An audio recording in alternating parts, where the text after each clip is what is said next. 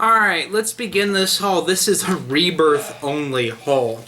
I got not very many books, and they're all DC Rebirth material. They're all DC. We'll start with Action Comics 958. Really like 957. I like this double ships because it's just a really... Last issue was so solid, and I'm becoming a Superman fan. I like the old Superman in here, and Jurgens is just writes him really well. And having Lex Luthor's Superman's pretty cool too. And we got Doomsday, of course. Next we got Aquaman #1. Now, the Rebirth one-shot really established what Aquaman is now, which is just sort of a diplomat/king.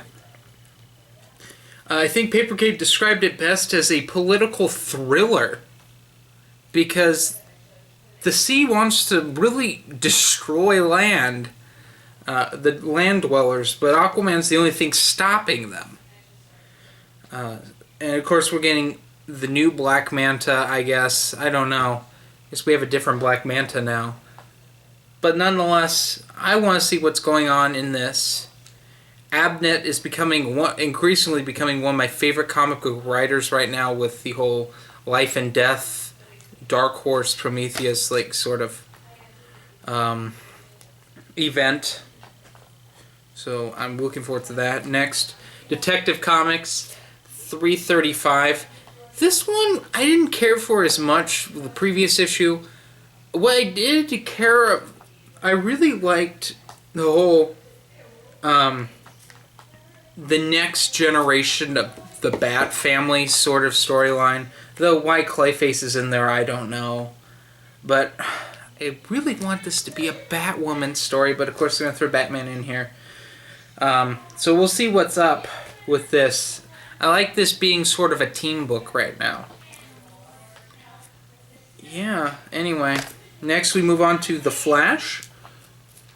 Flash #1. I like the Rebirth one-shot, how he continued the DC Universe reboot one-shot. This was sort of the only sequel going on.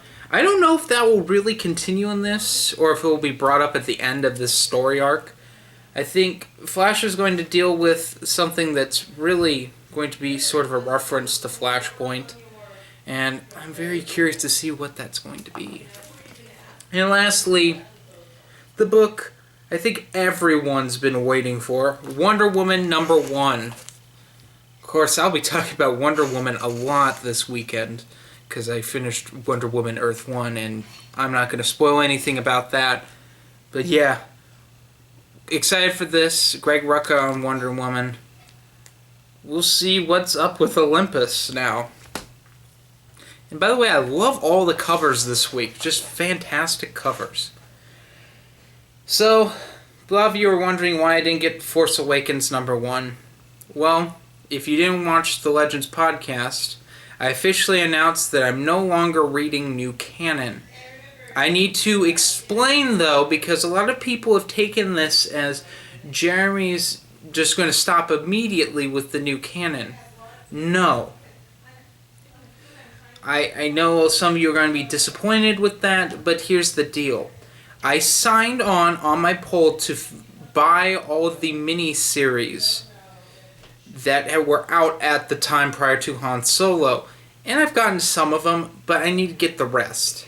And I need to get all the Kanan issues. Will I read them? I don't know. Maybe on a rainy day. It's something that I don't really care about that much. But because I have respect for my comic shop, I'll do it. You know, and they're cheaper there, so I'll get them for a good deal. Also, I will review New Republic Bloodline for sure, as well as Lost Stars and Battlefront Twilight Company for sure. Why? Because I already own them. Maybe Aftermath Life Debt, because I think everyone expects me to review that. Also, and people are going to be like, oh, Jeremy's just sticking to the new canon, oh. To which I will reply, fuck you.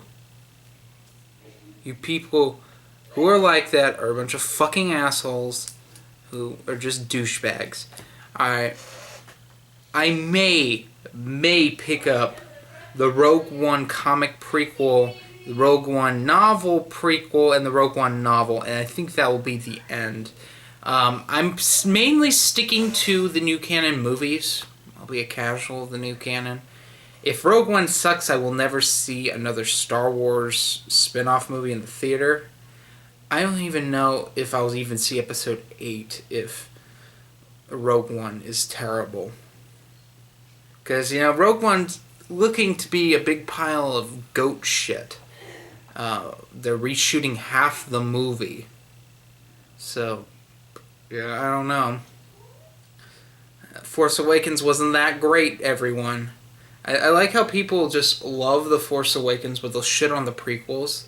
To me, The Force Awakens was actually slightly worse than the prequels, and not because they threw out the EU, which, yes, that was a big slap to the face of all of us EU fans. It was because it was stupid, and it was the thing that people hate about the prequels. One of the big things, and even like Red Letter Media points this out. Sorry, I'm losing how I can fucking speak. The whole poetry things, it rhymes, all referencing the original trilogy. Well, for those of you who are fucking stupid and didn't think Force Awakens did that, Force Awakens had the same plot as A New Hope. Exactly the same plot. It was horrifying. So they changed genders around, they changed the name of planets. It pretty much had the same plot. Oh, it's not a Death Star anymore, it's Starkiller Base. And blow up a whole solar system. Whoop-de-fucking-do. But, anyway. That's my haul. Hope you enjoy it. Stay tuned, I'll have Comic Book Throwdown tomorrow, because I'm going to read through that pretty quick. Also, I'm going to have quite a bit going on tomorrow. Well, this weekend. Wonder Woman Earth 1 review on Sunday. Stay tuned for that. And hopefully, if I have time, I'll get another Marvel Star Wars, like the original Marvel years review coming out to you. But I don't know. I've just been really busy. So I better get to reading. Anyway, have a nice day.